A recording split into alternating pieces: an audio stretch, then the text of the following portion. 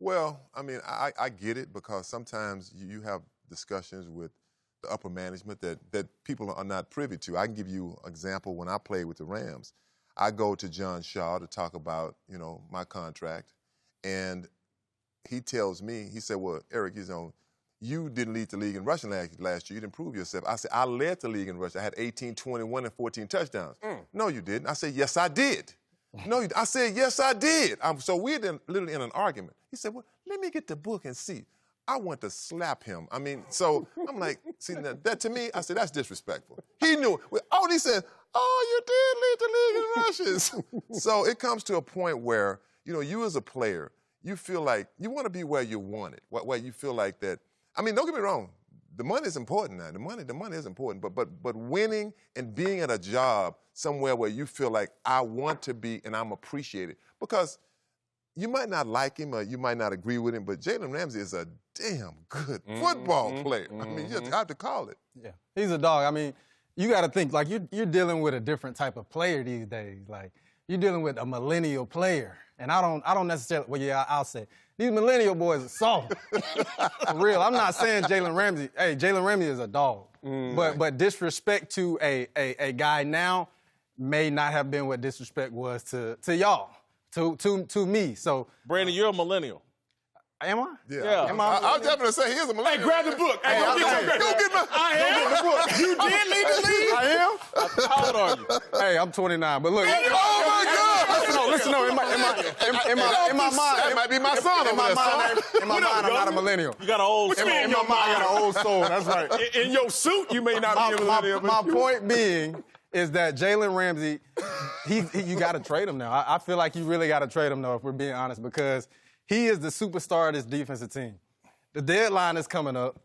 If you don't trade him, it's already going to be news every single day. But if you do trade him, I think this is going to open up. The league is going to be changed forever. I think it's going to open up players. It's going to be like the NCAA transfer portal. I'm gonna just throw my name in here and see if I can get out of here. It's going to be crazy. So if they do trade him, I think it changes the NFL for a long time. All right. So yesterday I attacked Jalen or whatever, and I'm sure some people didn't like it. Maybe he didn't like it, but I'm going to try to be more positive this time and just try to say to Jalen and any young person out there that business is rarely personal.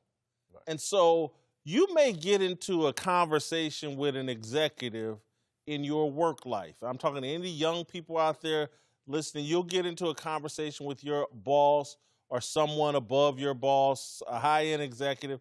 And generally speaking, I'm just saying it's not personal. It's just business. And you need to not be so emotional if someone tells you something you don't want to hear. Maybe again, Tom Coughlin is however old he is. 295. Jalen Ramsey's 24 years old. 24 years old, talking to somebody in their 70s. There's a communication gap that is going to lead to some misunderstanding and just the way that they communicate. And so even if Tom Coughlin did make a mistake, I'm not so sure that you should take it so personally that I want out of there, when maybe all it really is, you just want out of the city of Jacksonville. It's not the Jaguars. It's the city of Jacksonville. Duval, gotta go. That perhaps you want out of. And be real about that. But I would say, look, man, I've had a lot of executives say some things that I thought were silly to me, but it never made me run. It tended to reinforce me to be like, oh, I'm going to prove you wrong, and eventually get to this place where we have here. And so, again, millennial players. And so, I'm all this just like, oh, someone said something bad, and I got to run away and let me write them off. That's just an immature way of handling business. It's not even about millennial players all the time. It's about, like you said, it's about respect. I won't forget when I talked to the Rams about possibly a trade, because I just wanted to get people paid right, and they said, well, nobody's interested. Nobody's interested. But when they did trade me, they got 3 1s, 3 2s, and 2 players. So, and the same thing here. You don't want him, or you're not sure if you want him, or you want to keep him, but you want 2 number 1s for him. So, I mean, but Eric, my point to you would be, about that Ram story is like, of course they talk crazy. They talk crazy They still. say stupid things like nobody wants Eric Dickerson. Right. You didn't believe that when they said it. I did not so believe you just it. let it go past. I don't even deal with that kind of crazy. But think about this, Jason. I was 25 at the time. So you're 25. You got to think as a 25-year-old, they said you do maybe they don't, or maybe they think I'm a bad apple, even though I knew I wasn't. But you know how teams are. They put back then. They put this bad Jack. He's a bad guy. He's this guy. Yeah. And the same thing with Jalen. I mean, if they don't want him or they're gonna keep him, treat him like a man. Like I said, we don't know what's said in those meetings. I think that's the most important thing. Here's the thing. One, I've been 25. I've been in the league. I've been a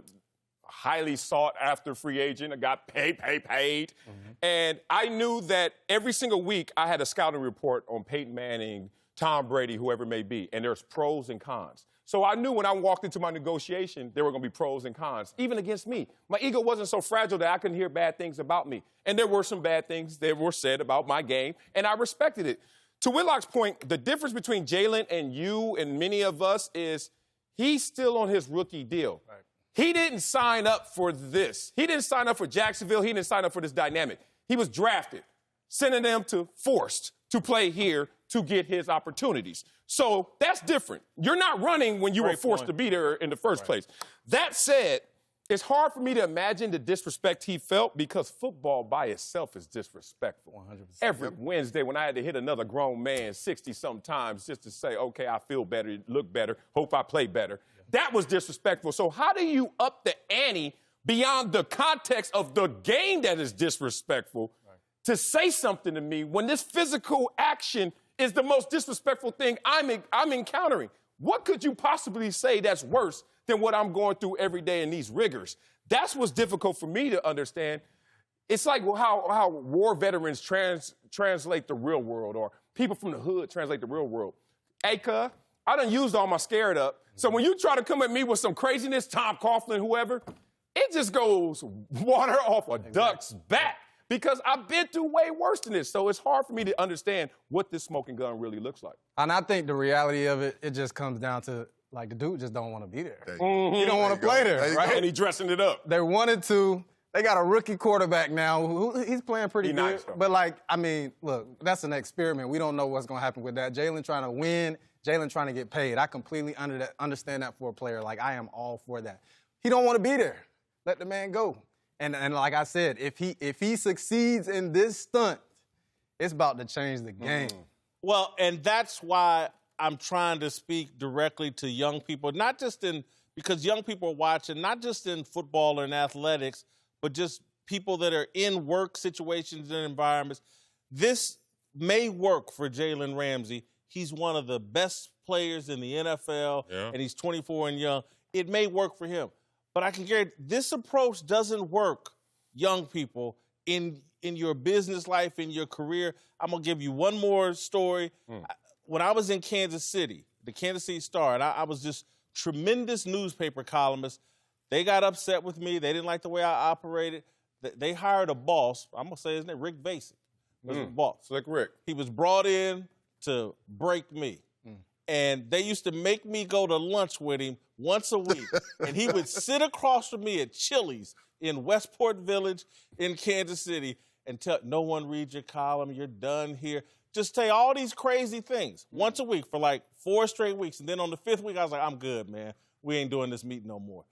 But, and again, the solution could have been, get out of there, Whitlock. Yeah. I was like, are you kidding me? I got things so on lock here as a columnist. I own the Chiefs beat. I own the Kansas basketball. This is perfect for me. Screw this man. I'm going to kill him with my content and work. I'm that good. And if I had left there, I would have never probably written the columns that got me on Oprah Winfrey. I would have never reached the level of success that I had as a newspaper columnist. So again, turning and running because someone's disrespectful to you isn't always the solution. Prove them wrong. And again, you're going to face some unfairness. You're going to face some bad bosses and some executives. Doesn't mean you have to turn and run. What if in that same moment, the New York Times was calling? In the same moment, the Atlantic is calling. Like, any publication, top dogs are calling. And that's what Jalen's going through. He's like, I could go through hell because I'm invested here that I didn't choose to be. in this reality, but goodness, can I go over there? Absolutely. That I had opportunities to leave Kansas City. But I was smart enough, and my father and mother were smart enough, and the people advising me, my lawyer, Kirk May, I was like, hey, man, you can go over there, and they got some bad bosses over there, too. Exactly. And all this freedom you got, because I was in a situation, I pushed send on my column, and it showed up in the paper as I wrote it. I can go someplace else, and they can start micromanaging and Mickey Mousing me around, and I never write the stuff that gets me on Oprah Winfrey. I never write the stuff that eventually leads to this. But you stayed. Listen, you stayed because you knew that your career was going to have a certain amount of longevity. Jalen Ramsey might got 7 years, 10 years. At this level. Max. Yeah. So now it becomes a little bit more important for me to get up out of here right away. Brandon, you're making a hell of a point, and that's why I'm saying Jalen got talent and options, and he's playing in a different business than I was. But for the other young people that aren't as talented as Jalen, aren't in the athletic world, you got to make some different choices. If you ain't good, stay still, right? That's the message. No. And if you are good, prove them wrong. Okay. You can outlet Rick Vasek. He's dust. But ain't nobody heard of him since. You weren't locked in. You weren't locked in. He's locked. He's pretty much locked in, and he's frustrated because I mean, look, when I was in Indy, you know how you always talk about me in Indianapolis. I wanted to get out of there so bad. I said. And I wasn't even I was making like the kind of money they make now. I'll take $1.5 million pay cut to get out of here. Now, I wish I could get it back, but that's how bad I want it out. I got to get out of here. No matter what. We missed you when you left. Thanks for watching. Subscribe here to get the latest from the show. And be sure to check out more of the best clips from Speak For Yourself, or go watch a few segments from our other shows on FS1.